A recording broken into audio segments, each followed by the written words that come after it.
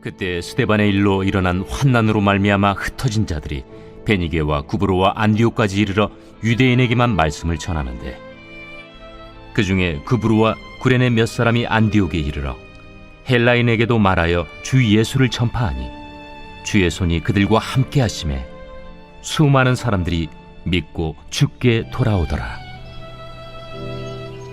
예루살렘 교회가 이 사람들의 소문을 듣고 바나바를 안디옥까지 보내니 그가 이르러 하나님의 은혜를 보고 기뻐하여 모든 사람에게 굳건한 마음으로 주와 함께 머물러 있으라 권하니, 바나바는 착한 사람이요 성령과 믿음이 충만한 사람이라 이에 큰 무리가 주께 더하여지더라.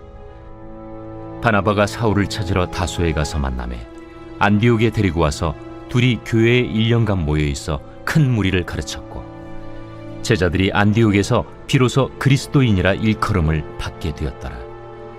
그때 선지자들이 예루살렘에서 안디옥에 이르니 그 중에 아가보라는 한 사람이 일어나 성령으로 말하되 천하의 큰 흉년이 들리라 하더니 글라우디오 때에 그렇게 되니라.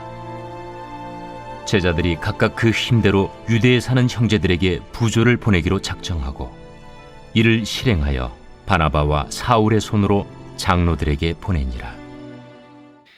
오늘 우리가 읽었던 본문에 드디어 안디옥 교회가 나옵니다. 안디옥 교회는 사도행전의 중심 무대가 됩니다. 이방을 향한 복음의 전초기지가 되고, 이 안디옥 교회를 통해서 세계 선교가 활발하게 일어나게 되는데, 이제 하나님의 복음의 촛대가 예루살렘 교회에서 본격적으로 안디옥 교회로 옮겨지게 됩니다. 특별히 이 안디옥 교회에서 26절에 보시면 비로소 이 안디옥 교회 성도들을 통해서 그리스도인이라는 일컬음을 받게 되는 놀라운 역사를 얻게 됩니다. 우리가 말하는 크리스찬, 그리스도인이라는 표현이 이 안디옥 교회 성도들로부터 생겨난 단어라는 것입니다. 그래서 이 안디옥 교회는 선교만 열심히 한 교회뿐만 아니라 외적으로도 큰 부흥이 일어났던 교회, 또 뿐만 아니라 내적인 성숙이 있는 교회입니다. 그리고 나중에 이제 27절 이후를 보시면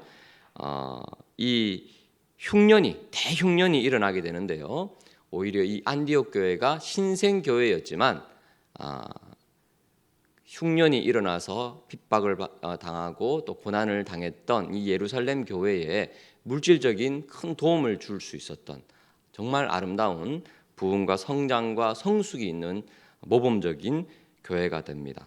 대표적인 표현 가운데 21절에 보시면 이 교회가 얼마나 귀한 교회느냐, 주의 손이 그들과 함께 하심에 라는 이런 너무나 멋진 표현이 있는 아름다운 교회라는 것입니다. 주의 손이 함께하는 교회, 주의 손이 함께하는 가정, 주의 손이 함께하는 인생, 이보다 더 멋진 표현이 어디에 있겠습니까?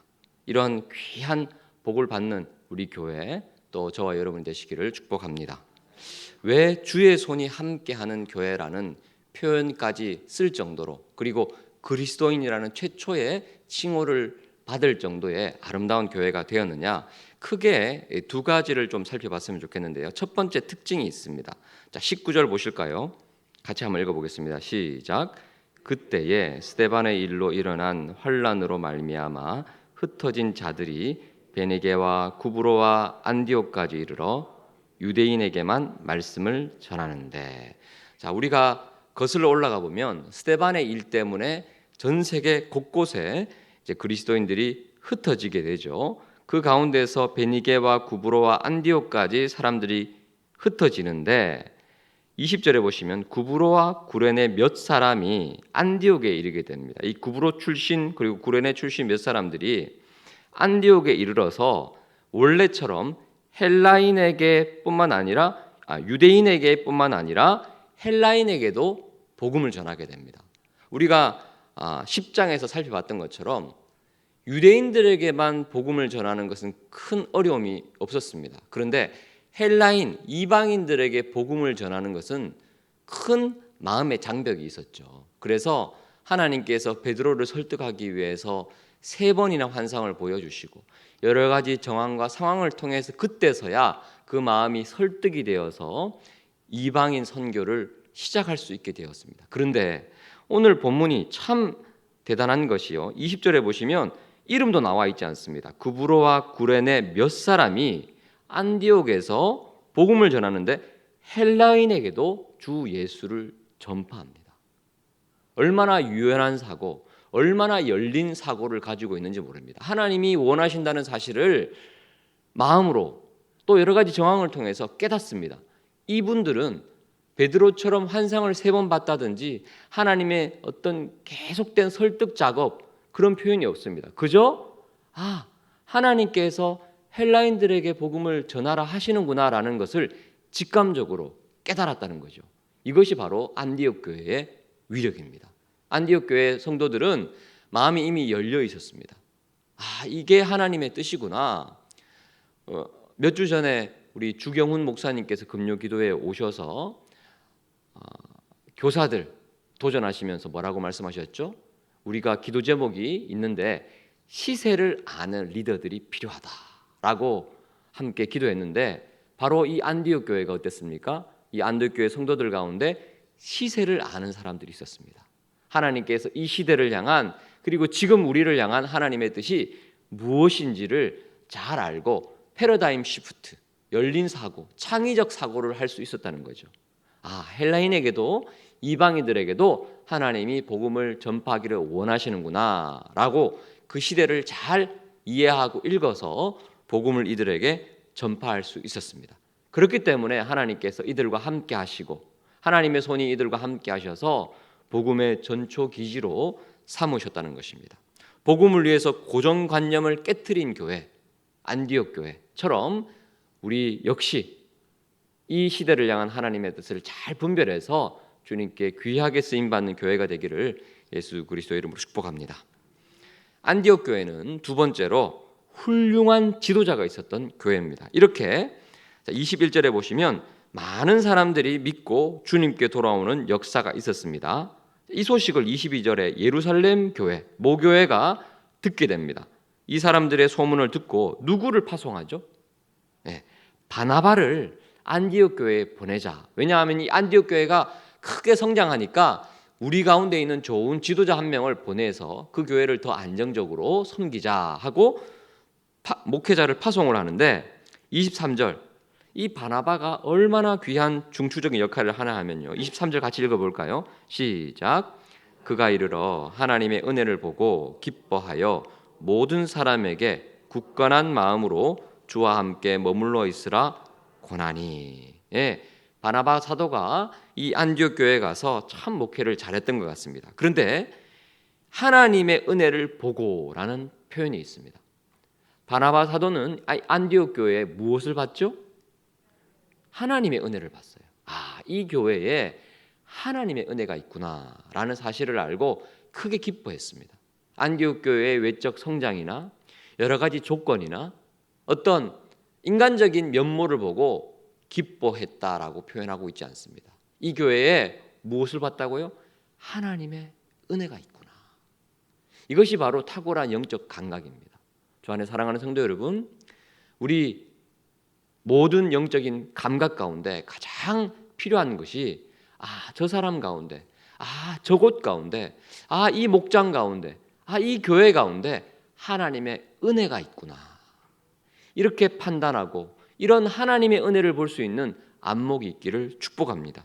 이 안목이 있었던 바나바가 안디옥 교회를 잘 섬겼기 때문에 안디옥 교회는 어떻게 되죠? 더욱 성숙하고 성장하게 되는 장면이 24절에 나옵니다. 그리고 이 바나바가 어떤 사람인가에 대해서 자세히 설명하고 있는데 24절 같이 읽어볼까요? 시작. 바나바는 착한 사람이요 성령과 믿음이 충만한 사람이라 이에 큰 무리가 죽게 더하여 지더라. 21절에 주님께 많은 사람들이 돌아온 것 이상으로 이 바나바의 합세를 통해서 큰 무리가 주님께 더하게 되는데 이 바나바를 수식하는 표현이 아주 독특한 표현이 있죠. 바나바는 어떤 사람이라고요? 착한 사람이라고요. 바나바는 착한 사람이요 성령과 믿음이 충만한 사람이라. 성령과 믿음이 충만하다는 표현은 성경 곳곳에 있는 사람들이 꽤 있습니다. 우리가 앞서 살펴봤던 스데반 집사님도 성령과 믿음이 충만한 사람이다.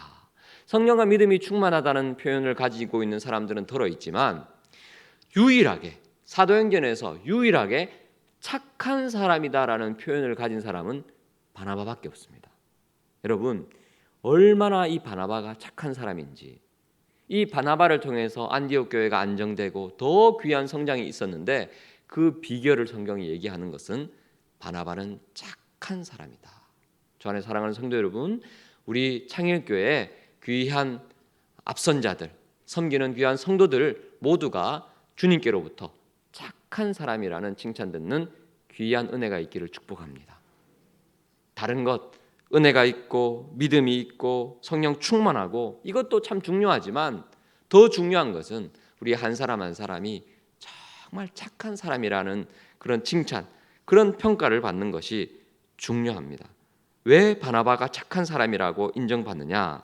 25절부터 나오죠. 이 바나바 혼자서도 교회가 얼마든지 성장할 수 있었지만 바나바는 누구를 찾으러 갑니까? 25절에 보시니까 사울을 찾으러 갑니다. 자, 사울이 다소, 고향의 다소라는 곳에 가서 칩거해 있었습니다. 왜 그렇습니까? 우리가 앞서 살펴봤던 것처럼 사울은 사도행전 9장에서 회심한 이후로 너무 열심히 교회를 섬기니까 유대인들이 사울을 죽이려고 합니다. 그래서 사도들이 사울, 자네는 고향에 가서 좀 숨어 있어야 되겠다. 사람들이 당신을 너무 지금 미워하고 죽이려고 하고 있다. 그래서 고향에 갔는데 성경학자들이 아마도 최소 7년, 많게는 한 10년 동안 고향 다소에서 그 작은 도시에서 복음을 전파하고 그곳을 벗어날 수 없었습니다. 그런데 바나바가 생각했던 거죠. 이 안디옥 교회가 계속해서 성장하고 있는데 나 혼자서 섬기는 것보다 그 옛날 바울이 열심히 섬겼는데 이쯤 되면 바울을 좀 데리고 와서 같이 섬기면 좋겠다라는 생각을 품었던 거죠. 자, 그래서 26절에 이 사울을 데리고 옵니다. 안디옥에 데리고 와서 둘이 교회에서 1년 동안 섬기는데 큰 무리를 가르치고 그때서 이 안디옥에 있는 제자들이 그리스도인이라 일컬음을 받게 될 정도로 내적인 아름다운 성숙을 이루게 되는 것입니다. 주 안에 사랑하는 성도 여러분, 바나바가 위대한 것, 바나바가 좋은 사람이라고 평가받은 이유는 어디 있습니까? 혼자서도 충분히 잘할 수 있는 사람입니다. 그런데 혼자서 주목받고 혼자서 인정받고 혼자서 스타가 되기를 원했던 사람이 아니라 바나바는 어떤 사람입니까? 후배, 바울, 사울을 정말 하나님이 쓰시는 귀한 하나님의 일꾼으로 발굴해내는 사람이었기 때문에 착한 사람이라는 칭찬을 받았습니다. 이 세상의 수많은 사람들은 자기만 두각받기를 원합니다. 자기만 드러나기를 원합니다. 하지만 바나바는 자기 한계를 인정하고 혼자서 충분히 잘할 수도 있는 사람이지만 하나님 나라를 꿈꾸며 바울 같은 사람 내가 발굴해내야 된다. 지금 역사의 저 뒤안길에 있는 그 바울 충분히 하나님 나라 위해서 귀하게 쓰일 수 있는데 내가 좀 도와줘야 되겠다 하고 불러냅니다. 그리고 자기는 뒤로 살짝 빠지고 바울을 세워주는 장면이 이제 뒷장면부터 계속해서 나옵니다. 우리 창일교회는 바울같이 귀하게 쓰임받는 하나님의 사람들이 길러지는 귀한 공동체가 되기를 축복합니다. 그렇기 위해서는 바나바 같은 사람이 꼭 필요합니다. 하나님, 저 혼자만 멋지게 사용되는 것이 아니라 저를 통해서 나를 디딤돌 삼아서 후배들, 내가 주변에서 섬기는 많은 사람들이 나를 통해서 바울처럼 하나님 나라 위해서 귀하게 쓰임받는 인재들이 배출되게 하여 주옵소서. 그렇게 간절히 기도하는 그런 귀한 믿음의 공동체, 그런 인생 되기를 예수 그리스도의 이름으로 축복합니다. 합심해서 기도할 때 하나님, 우리 창일교회가 복음을 위해서 고정관념을 깨트릴 수 있는 거룩하고 아름다운 교회 되게 하여 주옵소서. 바나바처럼 바울처럼 훌륭한 지도자들을, 훌륭한 하나님의 사람들을 배출할 수 있는 교회 되게 하여 주옵소서. 주의 이름을 크게 합심해서 부르고 기도합니다.